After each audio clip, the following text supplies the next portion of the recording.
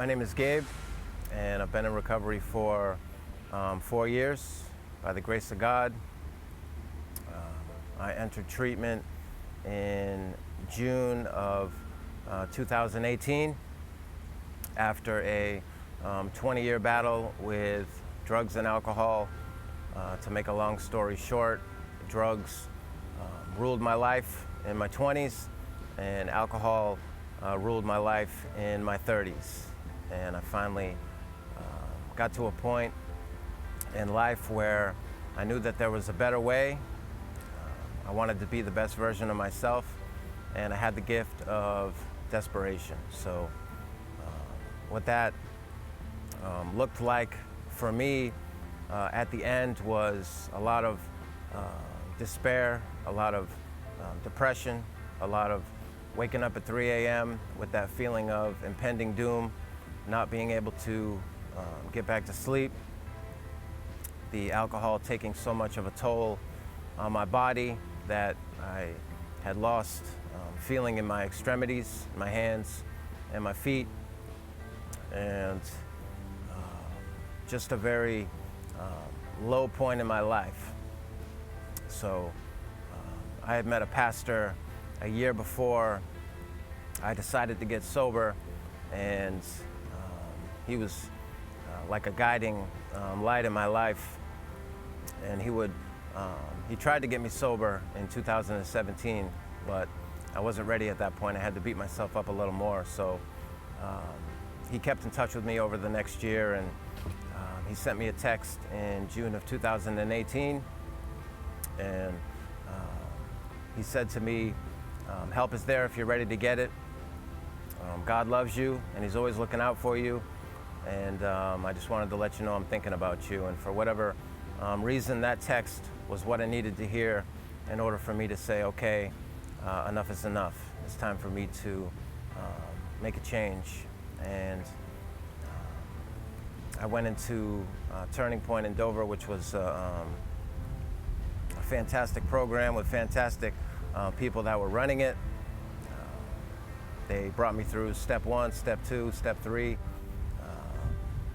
I was able to get a sponsor. I was able to join a group. And, they gave me a job in the group as the greeter, and that's when things started to come into perspective for me, and everything started to change. You know, I started to strengthen my connection with my higher power. Started to pray every day. Started to ask for the obsession to drink to be removed. It finally did get removed after 6 months, and one thing led to another. 8 months into my sobriety, I moved down to Massachusetts. I met some fantastic people down there. Had the opportunity to start a meeting in Hull, Massachusetts when I had 1 year recovery, and that was a very cool thing. Got another sponsor down there, and life was just continued to get better and better. There were still days where I was down at times and so forth, but for the most part, you know, I was able to see clearly for the first time, and just had a desire to continue to better myself. So I moved back to New Hampshire when the pandemic hit, and I didn't know what I was going to do for work. I looked in the paper, Green Mountain Treatment was hiring, and I said that would be a good way to stay involved in my recovery, seeing how all the meetings are shut down at this time. So I went to for a job interview. They hired me. You know, from there I started as a recovery support staff. They moved me to a case manager. I did that for about a year. Went to Florida in 2021 for a few months. Came back to Massachusetts. Worked in treatment again as a case manager. What I've found in my recovery is that a lot of the things that were serving me before I decided to change my life were no longer things that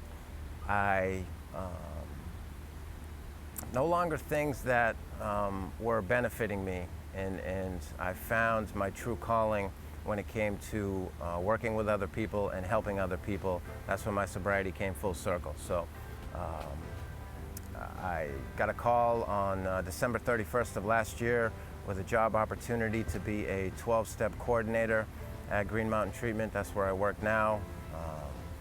I have the opportunity every day to work with 150 clients at a time, to bring them through the steps as I was shown by someone else, and to be able to give back. So if you told me my life would be where it is today when I first got sober, I probably would have laughed, because it was never my intention to work in recovery or any of this type of stuff. So, but that's where God has led me in my path, and He's always put the right people, places, things, different synchronicities that I've seen. All kinds of really cool things have happened to bring me where I am today. So really try to keep an attitude of gratitude, and if I do that, I continue to be blessed. As far as my time at the Freeman House, you know, I went to Turning Point. That was a 30-day program which turned to a 90-day program where I could go back to work. I knew after those 90 days were up, I wanted to put myself in a safe situation where I could further what I had already built upon, right? Where I could continue to work with my sponsor and dive into the steps.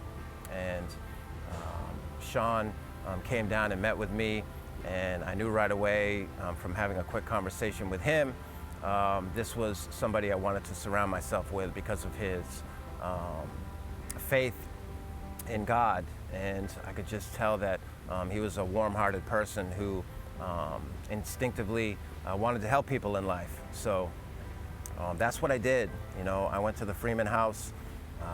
It gave me a structured environment. It gave me a family setting where we could have dinner once a week. It allowed me to connect with other people in early recovery, which was super helpful. People who were serious about their recovery, who were working their program. You know, it was a amazing experience. I don't think if I would have put myself in that situation that I would be where I am today. So being where I am now and having that experience at the Freeman House, I actually refer a lot of people who are in the job that I am now to go there, because I know how much it benefited me, and I share with them what my experience was like. So that's pretty much it. You know, life is good today. God continues to bless me in all kinds of different ways, and that's it. So appreciate it. As far as the music goes, I made music way back like 20 years ago with my friends. You know, we would record some music, and I didn't have any confidence in my abilities back then. So in 2015, while I was using, I started writing songs, and I said, I'm gonna go live my dream, and I'm gonna go record some music. And not to promote it or anything like that, really just to live my dream of wanting to do it. And I was able at that time to write some inspiring stuff I thought that had a good message. Even though I was drinking, the message was still centered around God, because I've always had that type of faith, right? I just wasn't at my best because my body wasn't cleansed. So I made some music, probably 50 songs from 2015 to 2018. Recorded 50 songs, a lot. But then when I got sober, I found that it took me a little more time to write the music, but the message behind it was much more pure. And since I've gotten sober, I've made probably another 50 songs. Put out an album last year called Second Coming. A lot of the music has been related to my recovery, and